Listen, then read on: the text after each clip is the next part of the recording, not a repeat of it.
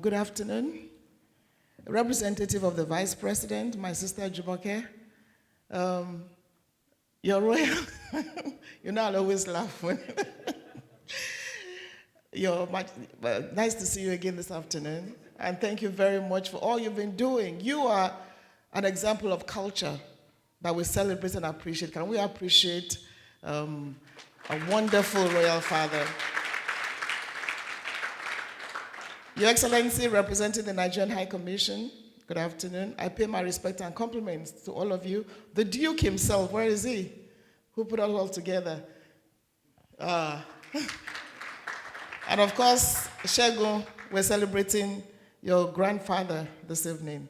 So I'll also do, it's not my field, but I'll take it from what our Royal Majesty said. Let's look at how we can still be ourselves and celebrate who we are as a people, our culture, and the role of you in the diaspora. And if you lose your language, you've lost everything.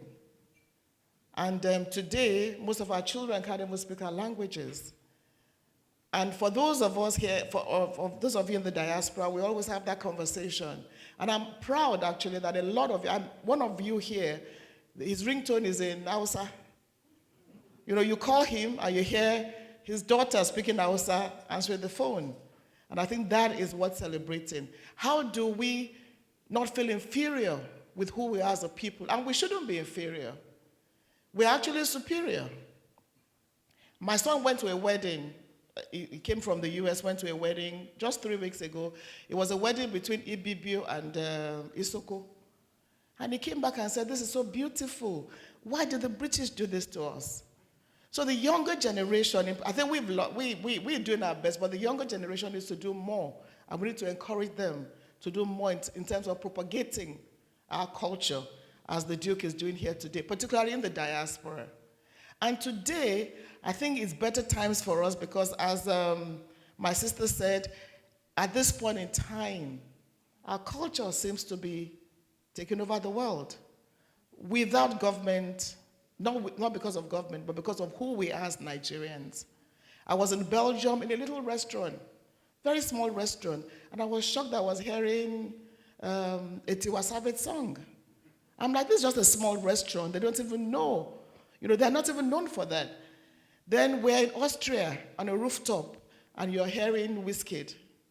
Then I'm walking down Fifth Avenue, and I'm hearing Davido.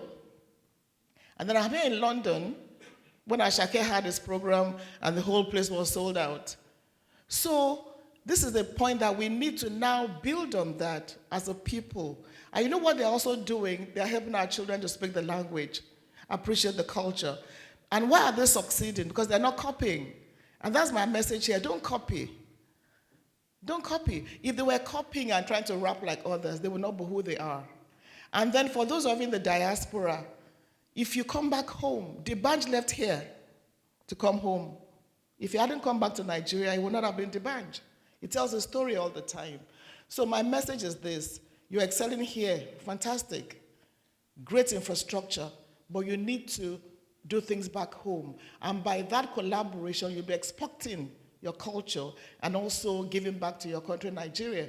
We're talking of $100 billion industry. By 2030, according to statistics, the cultural thing, music, Nollywood, will generate almost over, by 2030, about $100 billion industry. So you in the diaspora, you have a major role to play. And in terms of collaboration, as we're doing today, in terms of also propagating your culture here in the UK. Meghan was in Nigeria.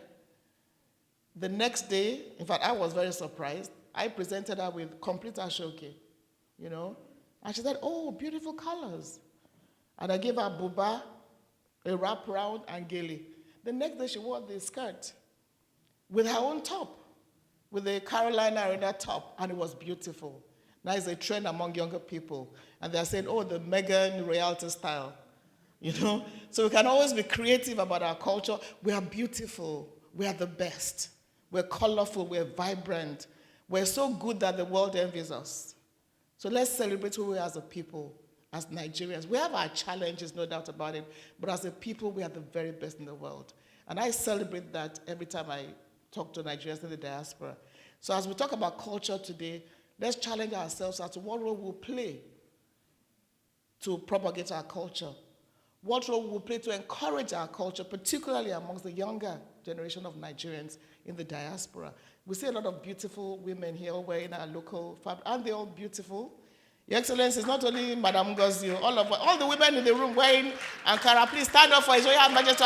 All of you, stand up. Let him appreciate all of us. Aren't we just beautiful? And you, Madam Vice President, stand up. Adire, Ankara, look at that. You know, imagine you sell all this to our brothers and sisters in the diaspora, our foreign brothers and sisters. They love it. When I travel, sometimes I don't return with my clothes because they love them. So let's celebrate who we are as a people. Let's celebrate our culture. And let's, most importantly, impart that culture on our children. Otherwise, if we lose our culture, we lose our language, we'll lose everything. I don't want to go too deep into this conversation because there are many things, but I'm sure the experts will talk about it. But that's just my message to you. Let's be who we are, as our royal father said, without feeling inferior. We can be who we are and be the very best. And that is what we should celebrate as Nigerians. Thank you very much for inviting me as I look forward to great deliberations. Thank you.